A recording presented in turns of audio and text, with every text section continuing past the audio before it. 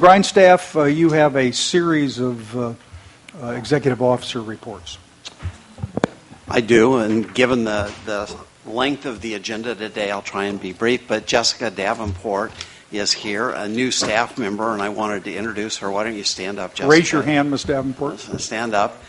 We've just brought her on board from BCDC. She is an outstanding person who will be a key staff person moving ahead. She's been working with BCDC, has a master's degree from Yale, and is really we've worked with her before at the commission, and I think she'll be a wonderful addition to our staff. So feel free to use her in the future. I was speaking to BCDC last week at their request for one of the periodic updates, and one would think that a future employee of the council would not twist my arm to pursue issues raised by BCDC, but indeed she did. I walked into the meeting room, I sat down, and she began immediately to twist my arm, which was impressive indeed.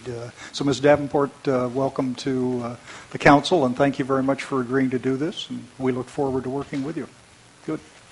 With that, I'd like to ask Kurt Miller to update us on legislative items. Okay, Mr. Miller, why don't you start with the budget, I guess, just so we can see if there are any questions on that.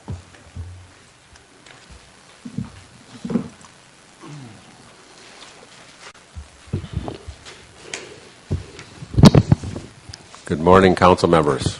Good morning. Are we live? Okay. The overall budget, as Phil explained, Governor Hiram Johnson signed it last night. And that means you're even older than I am. Is that what that may well be. Any event, he signed the main bill and 4 attached bills that were passed by legislature on June 15. Now, what remains is a plethora of trailer bills that enact various statutory changes proposed in the budget. So some of them included reorganization. There were some minor ones, yes, yeah. They were. None of those in the general government bill affected us at all. In the natural resources trailer bill, there just highlight 3 things, none of which have to do directly with council or Delta Plan operations or issues. The bill repeals the Salton Sea Restoration Council. The bill changes the composition of the regional water quality boards from 9 members to 7, changes the qualifications for those members, changes the ex parte communications rules, and changes the rules regarding eligibility for regional board service if having previously served in a private industry capacity as a consultant or someone involved in matters that would be appearing before the board. And they, instead of a 3-year wait, they reduce it to a 2-year wait. Did the trailer bill include the reorganization proposal of reducing the number of regional boards? No, there still will be 9. Yeah. Okay. And finally, an interesting one, in the future when Department of Water Resources renegotiates supply contracts with the state contractors, the legislature has requested that they appear before the policy and joint budget committees of both houses and explain the contract terms at least 60 days prior to adoption and signature. And I'm not sure when the next renewals come up, but that's in the statute. If the bill passes, this is in the trailer bill that's still pending vote.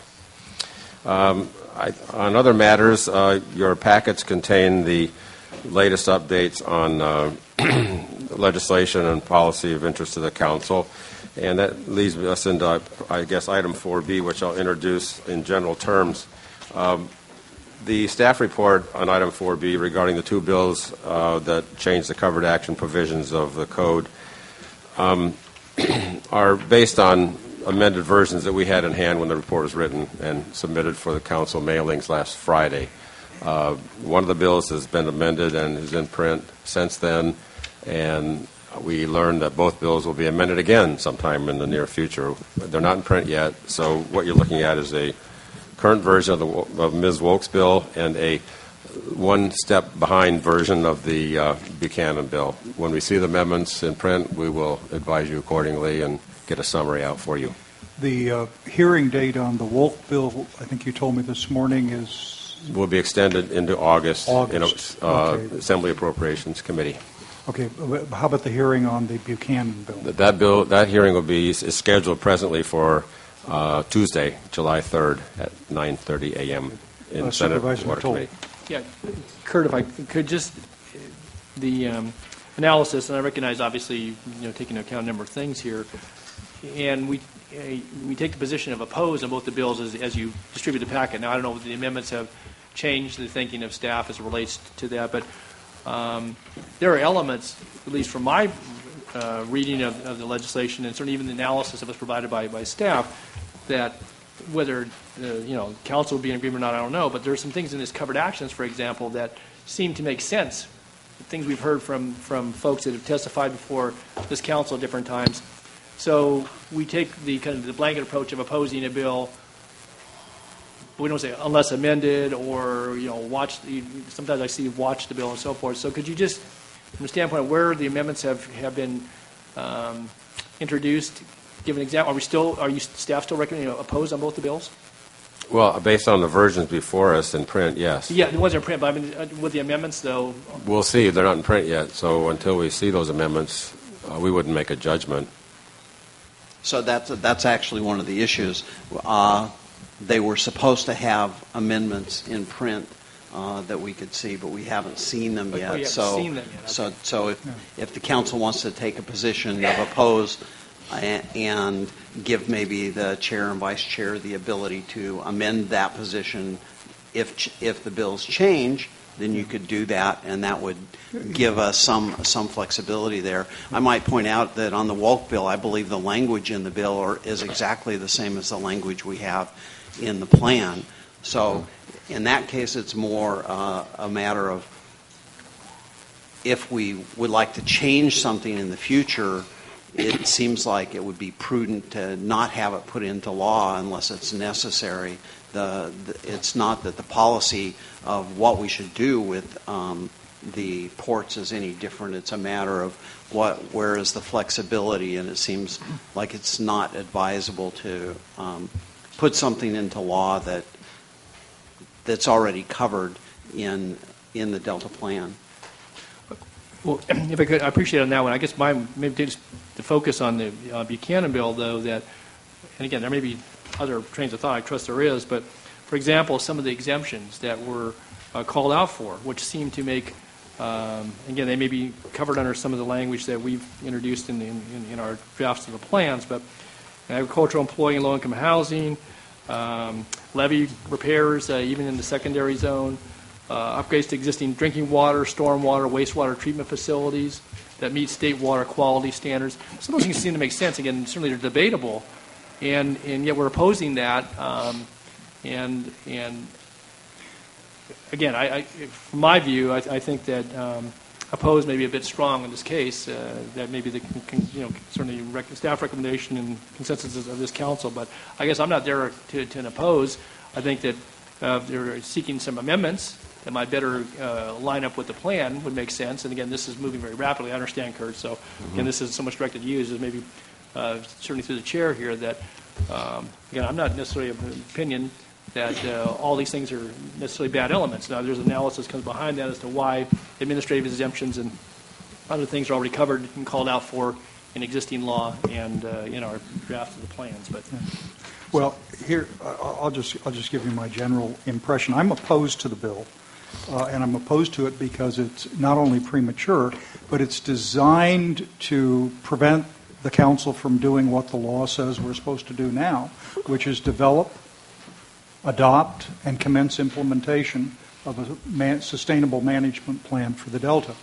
And what all the interest groups are doing is looking around to see what things they seem to think should go into statute so we can't do it, or so that if we want to change it based on circumstance, we would request a change in statute. Now, ironically, I don't believe Ms. Buchanan supported the law that created the council or established the co-equal goals or anything else. I'm almost certain that's the case.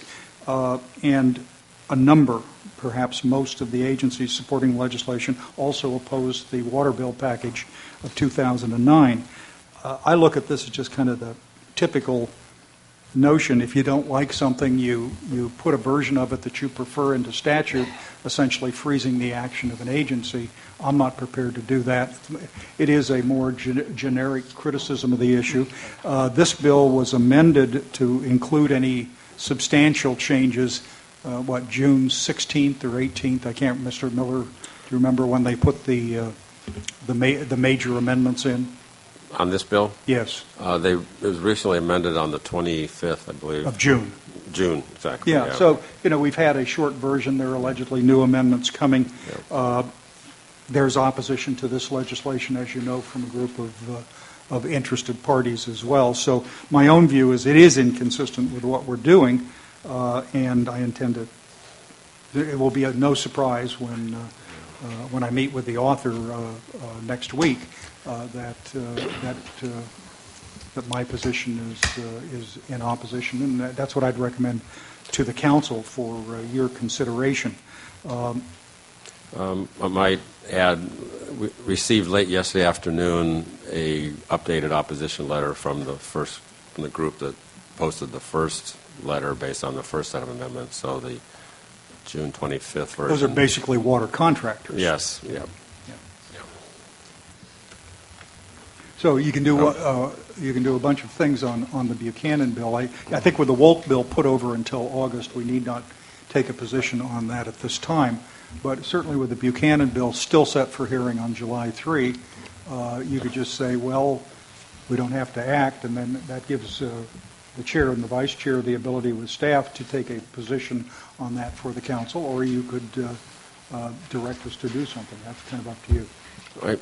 We have one request to speak on this matter from the public from Mr. Zuckerman. Mr. Zuckerman?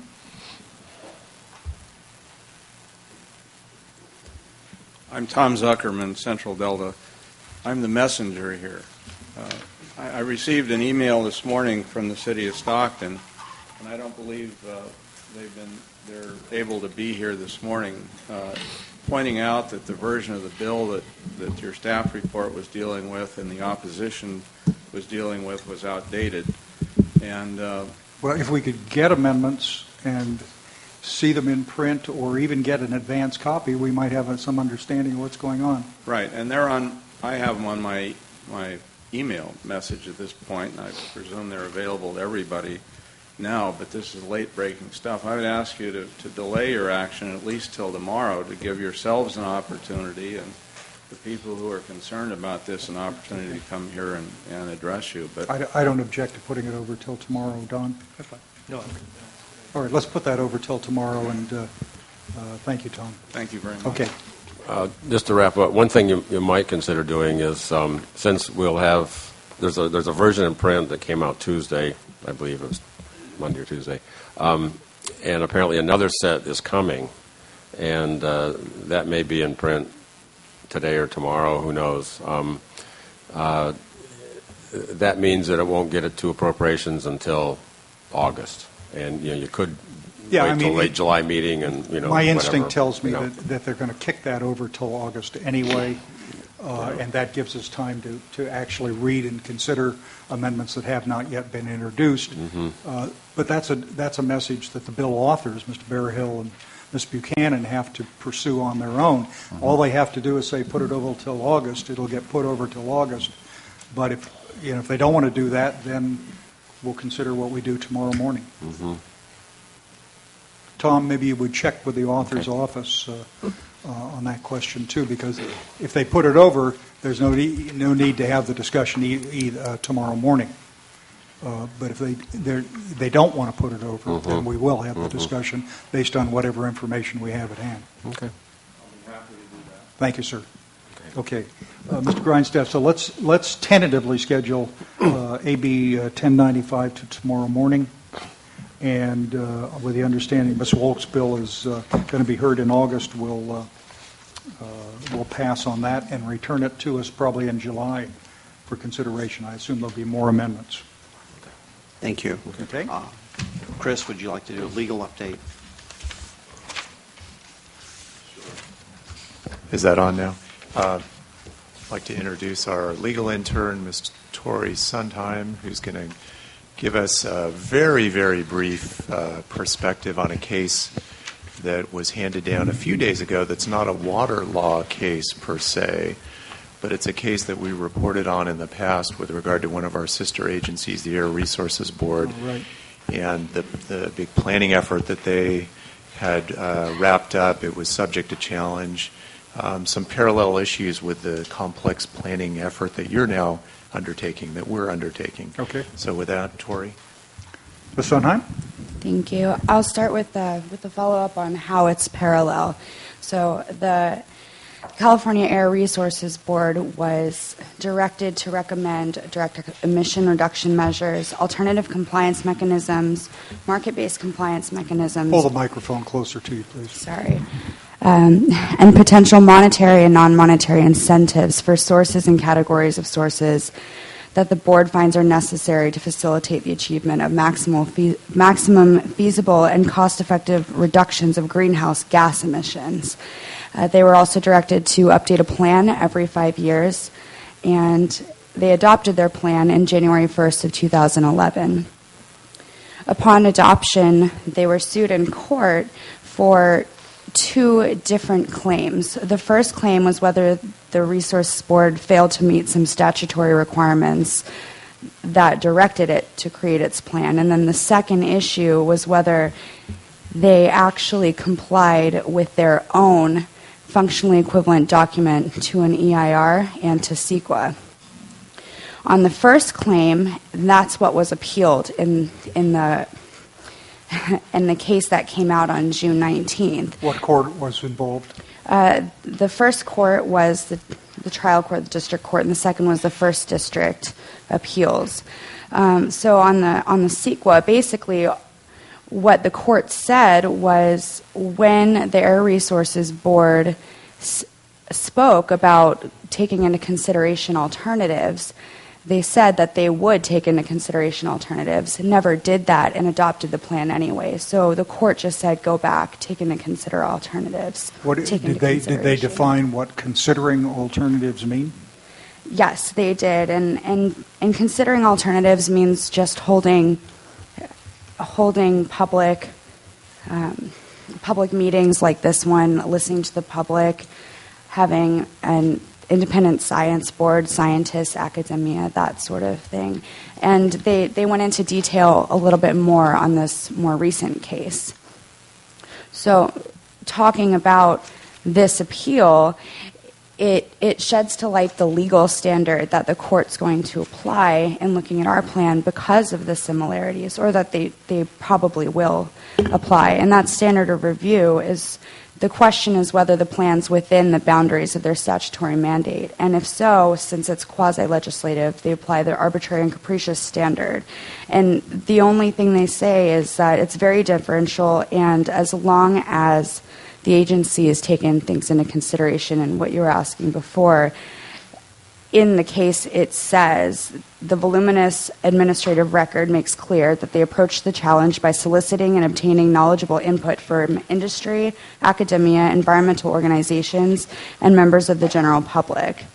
And it says it's not for the court to reweigh the conflicting views and opinions that were expressed on these issues, which in the end are largely matters of judgment in all events. We're satisfied that the record provides ample support for the recommendations on which the board settled, which says the board can choose to decide whatever it wishes, as long as it takes into consideration, it gets the information, the factual information that would be necessary to make a reasonable determination on any given issue.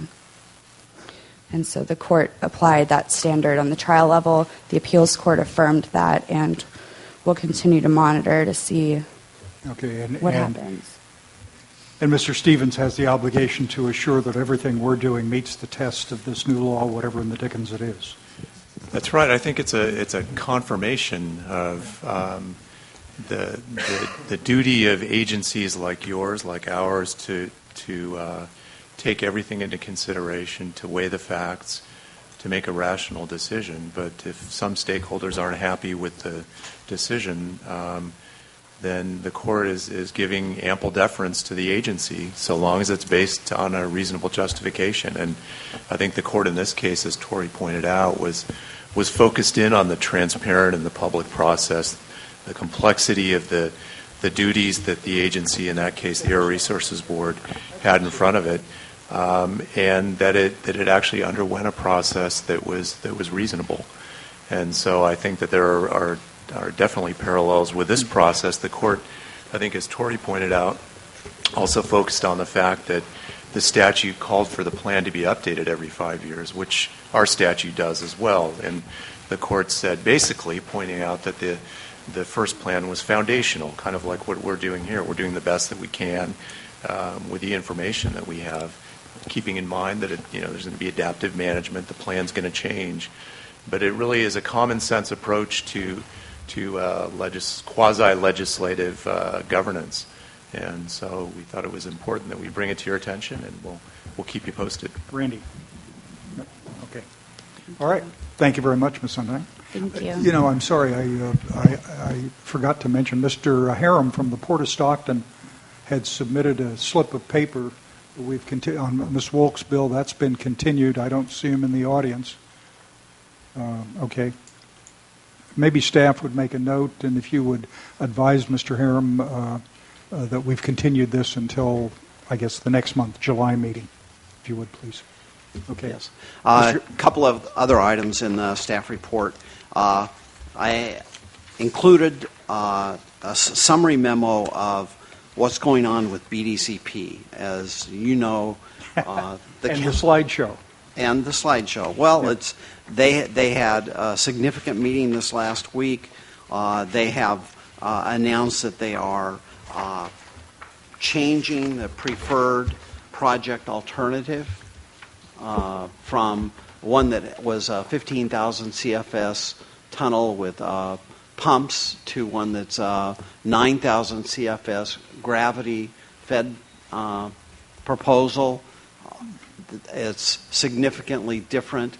So they included in the PowerPoint, which we provided, some economic analysis about the proposal, and we don't want to take any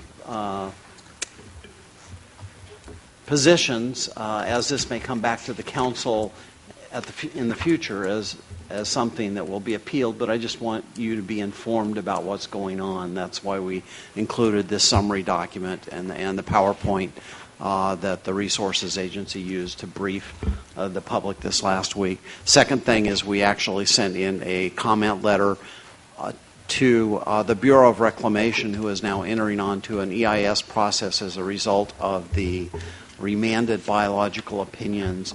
The main point of that letter was to say, look at the co-equal goals, focus.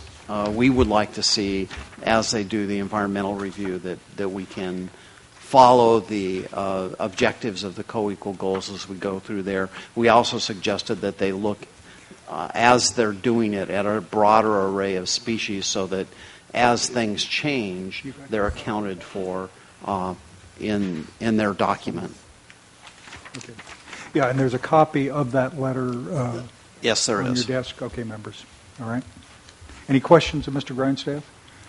Joe, as the BDCP moves along, I assume we'll be getting briefings from our consultants, Arcadis, and the 8 million lawyers that are helping us on this project, or the 7, or I guess Mr. Stevens and the Attorney General's office and our consulting attorneys. Yes, my expectation is that the Governor and the Secretary of Interior will have a statement at some point in July, and that it was said in late July, if I read the yes. slideshow correctly. Yes, and I would expect that in September a draft environmental document is released. So that's at that point there will be a significant workload as we start commenting on that.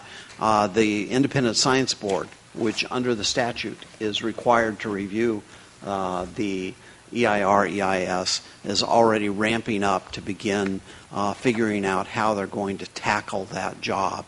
So that we have tried to work out with them how much would Arcadis do, what would they do, how can we divide this work up so we get a really good analysis and make really significant comments when the draft document comes out. As I said, that's expected in September. So as soon as we get this plan kind of going, then we're going to get swamped with BDCP.